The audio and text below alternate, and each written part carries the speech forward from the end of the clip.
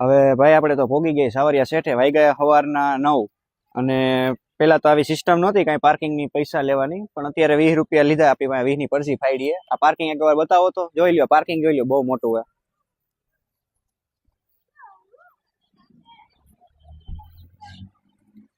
સામેની બાજુ આપણે સાવરિયા શેઠનું શિખર દેખાય, ઝૂમ કરીને બતાવું તમને.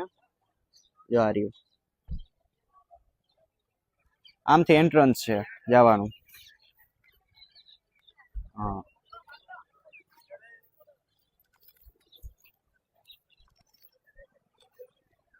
હાલો આયલા જાય.